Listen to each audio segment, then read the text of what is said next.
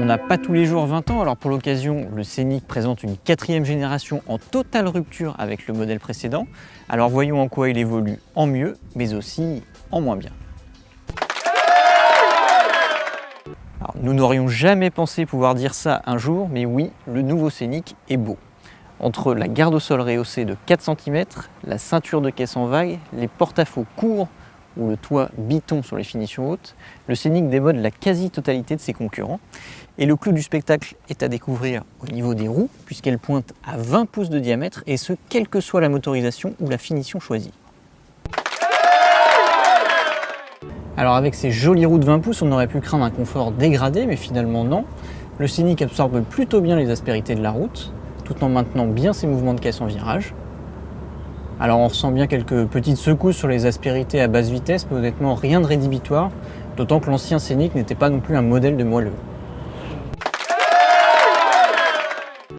En matière de modularité aussi, le nouveau Scénic évolue grandement puisque c'en est enfin fini des lourds sièges démontables, place à des sièges qui se rabattent bien à plat grâce à un plancher à 2 niveaux. Et en finition haute intense, on peut même jouer les papas magiciens grâce à cette commande qui rabat les sièges automatiquement, soit depuis le coffre, soit directement depuis l'écran tactile. Alors, aux places arrière, Renault a pensé à tout, avec des trappes de rangement sous le plancher, un grand tiroir coulissant au centre, 2 prises USB, un accoudoir central. En revanche, il a un petit peu moins brillé en termes d'espace à bord qui régresse. Alors par exemple, les adultes ne pourront pas ouvrir la tablette sans la recevoir sur les genoux. Du coup, si vous voyagez avec des grands ados, mieux vaudra passer au grand Scénic qui dégage plus d'espace aux jambes et qui est facturé 600 € de plus en 5 places et 1200 € de plus en 7 places. Alors c'est vrai, les moteurs à essence reviennent à la mode, mais sur le nouveau Scénic, on vous conseillera plutôt d'opter pour le diesel. En essence, on a un 1,2 litre TCE turbo décliné en 2 niveaux de puissance de 115 et 130 chevaux.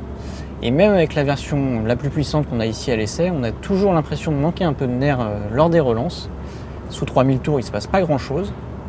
Alors, autre avantage du diesel, c'est de pouvoir disposer de la boîte EDC à double embrayage, alors que sur l'essence, il faudra attendre 2017 pour pouvoir en profiter. Le nouveau Scénic récupère la plateforme des Mégane, Talisman et Espace, ce qui veut dire qu'il partage pas mal d'équipements technologiques avec elle. On retrouve par exemple le grand écran tactile implanté verticalement, l'affichage tête haute ou encore le réglage des modes de conduite Multisense. En revanche, il est le seul à proposer aussi un freinage d'urgence automatique en ville, actif entre 7 et 60 km/h, ainsi qu'une aide active au maintien dans la voie.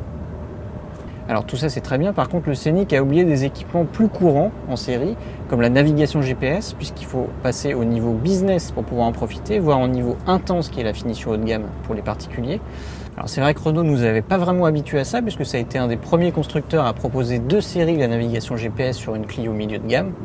Bon, du coup on sait pas trop où on va, par contre on peut vous conseiller d'aller faire un tour sur le site web de largus.fr pour retrouver tous les essais détaillés du Scénic en version essence, diesel et même hybride assist.